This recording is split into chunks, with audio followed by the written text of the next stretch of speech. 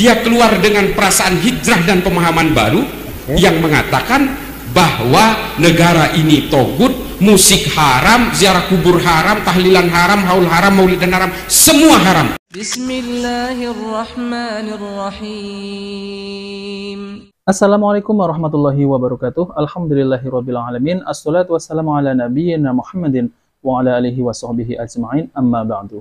Teman-teman yang dimuliakan oleh Allah Subhanahu wa taala, kita bertemu kembali di channel Pencari Ilmu. Jadi di video kali ini saya akan menampilkan yaitu tentang pernyataan oleh Gus Ihlah Bahrawi. Jadi dia mengatakan bahwa bahaya faham Wahabi. Wahabi ini yang melarang tahlilan, kemudian ziarah kubur haram, musik haram, dan lain-lain. Namun apa yang saya tangkap, Wahabi yang bagaimana? Karena Gus Ihlah ini menganggap bahwa kelompok selain darinya itu berfahaman Wahabi. Ini kan pemikiran yang bahaya teman-teman ya. Jadi seakan-akan kelompok mereka ini yang paling benar. Selain itu Wahabi. Nah oke teman-teman, mari kita simak videonya ya. Namanya Agus Wijayanto. Dia ini pernah dipenjara 6 kali karena kasus narkoba dan kasus curas, pencurian dengan kekerasan. 6 kali ditangkap polisi. Ketika ada di penjara Permisan di Nusa Kambangan, dia bertemu dengan seorang ustadz Wahabi bernama Agus Susanto. Ustadz Wahabi bernama Agus Susanto. Belum pernah dengar ya teman-teman ya. Mari kita lanjutkan ya. Jadi barang itu, ketika keluar, dia keluar dengan perasaan hijrah dan pemahaman baru yang mengatakan bahwa negara ini togut, musik haram, ziarah kubur haram, tahlilan haram, haul haram, maulidan haram, semua haram. Tahlilan haram, ziarah kubur haram, musik haram, dan haul haram. Nah ini kalau pemahaman seperti ini namanya adalah pemahaman takfiri ya, ataupun khawarij ya teman-teman ya. Karena kalau khawarij itu yang saya tahu mereka ini mengkafirkan pemerintah dan menganggap pemerintah ini adalah togut ya. Dan saya juga gak kenal itu Wahabi itu siapa Wahabi ya. Apa yang dimaksud Gus Ihlah ini Wahabi siapa ya. Mari kita lanjutkan ya. Akhirnya dia belajar di YouTube cara membuat bom dan dia berhasil membuat bom. Dan dia terpapar terus oleh paham-paham Wahabi ini lewat media sosial. Nah ini contohnya.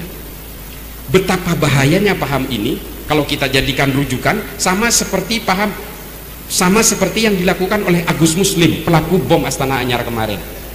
Jadi yang saya tangkap dari ceramah Gus Ihlah ini, itu Wahabi yang mana ya? Karena apa teman-teman ya? Salafi juga dituduh Wahabi. Jadi ini membingungkan, Wahabi yang mana? Kalau disebut Salafi, Salafi tidak mengkafirkan pemerintah ataupun menyebut pemerintah itu togut. Tidak. Dan bahkan Salafi ini tidak menghukumi ziarah kubur itu haram. Itu tidak. Ini jadi saya membingungkan sekali teman-teman ya. Ini Wahabi yang mana? Soalnya Salafi ini juga dituduh Wahabi. Bahkan dahulu Muhammadiyah juga dituduh Wahabi. Jadi kalau ada yang bertentangan dari kelompoknya Gus Ihlah, ini akan disebut Wahabi. Coba teman-teman ya. Seharusnya Gus Ihlah ini harus paham ya, apa itu Wahabi dan apa itu Salafi. Karena kalau kita lihat di zaman sekarang ini yang bertentangan dengan kelompok terbesar di Indonesia ini, ya, di luar kelompok terbesar ini, itu semua disebut Wahabi. Mau FPI, mau Al-Irsyad, mau Muhammadiyah, mau kelompok manapun di luar kelompok ini, itu disebut Wahabi. Jadi teman-teman, yang saya ingin sampaikan adalah, ya memang ya, mereka ini kalau bertentangan dengan kelompok mereka, pasti akan dicap Wahabi. Bahkan dituduh suka mengkafirkan kaum muslimin. Dan mereka mengatakan bahwa Salafi Wahabi ini suka mengebom, katanya seperti itu. Nah oke teman-teman, untuk video kali ini saya akan tampilkan yaitu penjelasan dari Ustadz Dr. Firanda Anirja MA Hafidhahu Ta'ala, yaitu tentang terkait masalah dakwah Salafi, dakwah sunnah ini. Apakah dakwah sunnah ini suka mengkafir-kafirkan kaum muslimin? Nah oke teman-teman, lebih lengkapnya saya akan tampilkan video dari Ustadz Dr. Firanda Anirja MA Hafidhahu Ta'ala. Oke, mari kita simak videonya ya. Antum-antum yang dahulu tidak mengenal sunnah ya. Lalu antum mengenal sunnah, tentu antum merasakan kebahagiaan. Antum merasakan ibadah lebih khusyuk, lebih tentram. Kenapa? Karena dakwah sunnah mengajarkan antum untuk mentauhidkan Allah Subhanahu wa taala. Dakwah sunnah membuat antum tentram tatkala beribadah. Kenapa? Antum diajari untuk beribadah sesuai dengan ajaran Rasulullah SAW. Untuk meninggalkan ibadah-ibadah yang hanya spekulasi yang tidak jelas dari mana dasarnya. Dan dakwah ini alhamdulillah dakwah fitrah. Oleh karenanya dakwah ini alhamdulillah berkembang dengan cepat ya. Bukan cuma di tanah air, di banyak negeri dakwah ini, bahkan di Eropa, di Amerika, di Inggris, di Perancis ya. Dakwah ini berkembang karena sesuai dengan fitrah. Orang-orang non-muslim mudah menerima dakwah ini. Karena mereka tidak pernah terikat dengan tradisi tertentu, mereka tidak pernah terikat dengan taklid tertentu, sehingga tatkala mereka mengenal dakwah sunnah ya, yang mengajarkan kemudahan, yang memberikan kemudahan yang sesuai dengan fitrah, maka mereka kemudian mudah masuk dalam Islam. Alhamdulillah akhir-akhir ini dakwah sunnah mulai semarak ya. Banyak orang mulai mengenal sunnah, dan dakwah ini tidak pernah eksklusif, terbuka untuk siapa saja. Kita tidak pernah sembunyi-sembunyi menyampaikan dakwah kita. Siapa saja bisa mengenal rahmatnya dakwah sunnah. Mulailah muncul orang-orang yang hasad dan menfitnah dakwah kita ini dengan fitnah yang tidak-tidak.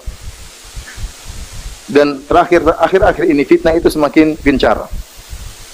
Yang menuduh bahwasanya dakwah sunnah adalah dakwah yang suka mengkafirkan kaum muslimin, dakwah yang suka menumpahkan darah kaum muslimin, ya, betul, banyak. Dan macam-macam tuduhan-tuduhan yang tidak benar.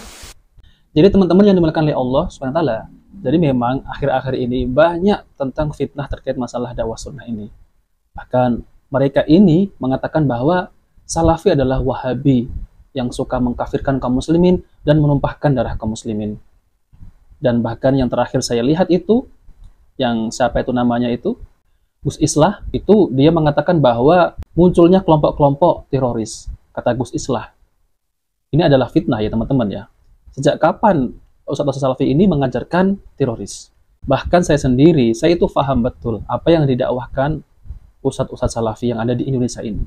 Memang caranya mereka itu seperti itu, membuat fitnah. Agar apa? Agar masyarakat ini menjauh dari dakwah sunnah, dakwah salafi, dakwah mengajak orang kepada Al-Quran dan Sunnah Nabi SAW dan pemahaman para sahabat.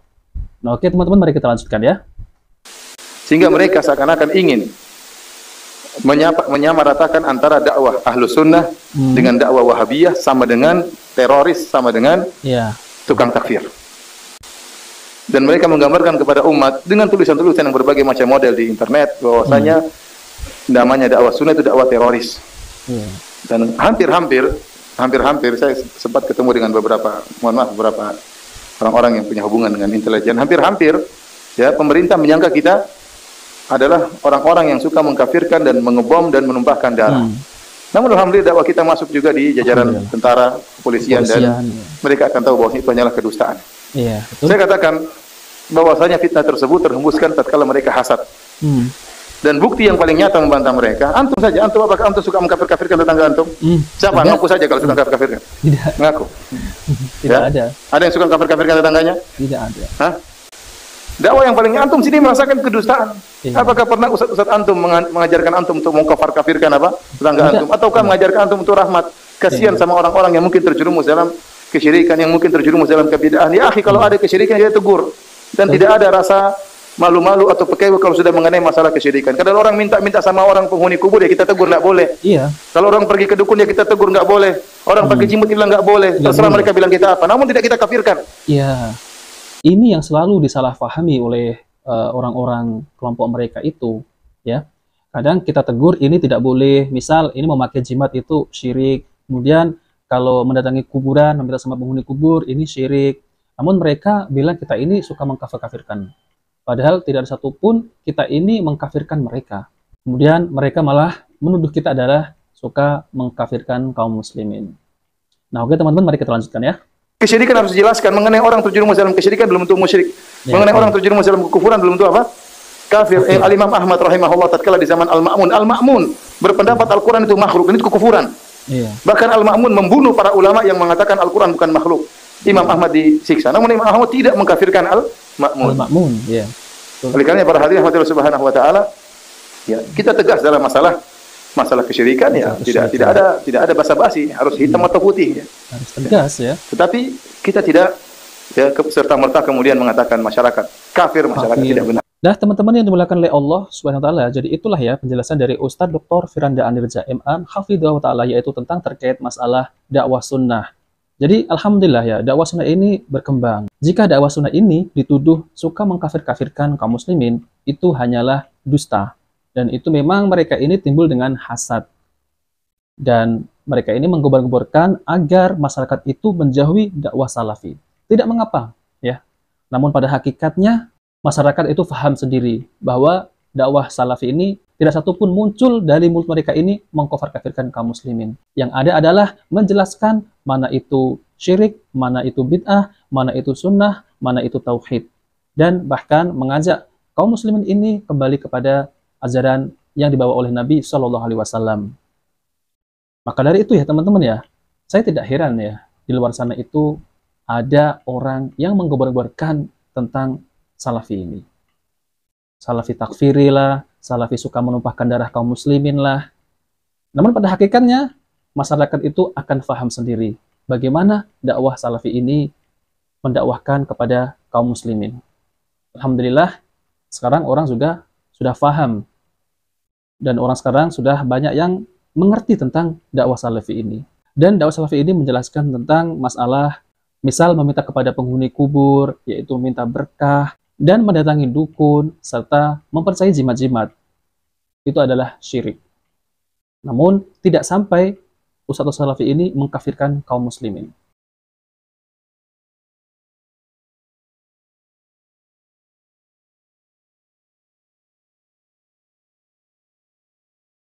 Memang teman-teman ya, seperti Gus Islah ini, ya dari dulu Gus Islah ini, dan bahkan saya lihat sendiri Gus Islah ini, ya itu dengan gencarnya mengatakan bahwa Salafi Wahabi ini adalah biang keroknya dari teroris. Namun kenyataannya dakwah Salafi ini menembus ke Polri, kemudian ke TNI, dan menembus ke lain-lain. Namun kenyataannya kalau dakwah Salafi ini ya mengajarkan teroris, sudah pasti akan ditangkap dan dipenjara ustadz-ustadznya seperti Ustadz Khalid, Ustadz Firanda, dan ustadz-ustadz yang lain. Namun kenyataannya tidak ada satupun ustadz dari kalangan salafi ini ya ditangkap kemudian dipenjara karena mengajarkan teroris. Tidak ada satupun ya. Kalaupun ada yang mengatasnamakan itu salafi ya, itu harus dicek dulu bagaimana pemahamannya. Apakah pemahamannya ini sesuai dengan Al-Quran dan Sunnah Nabi SAW? Apakah ini adalah khawarij? Harus dicek dulu. Nah oke teman-teman, itu saja yang bisa saya sampaikan, yaitu kita harus berpegang teguh, walaupun orang-orang di sana itu menggebar-gebarkan ataupun menfitnah bahwa dakwah sunnah ini sebagai dakwah Wahabi. Tidak mengapa. Yang penting ya kita ini mengajarkan sesuai dengan dalil-dalil Al-Quran maupun sunnah Nabi SAW, dan tidak lupa pemahaman para sahabat. Nah oke teman-teman, jika video ini bermanfaat, jangan lupa like dan subscribe di channel Pencari Ilmu. Wabillahi taufiq wal hidayah. Wassalamualaikum warahmatullahi wabarakatuh.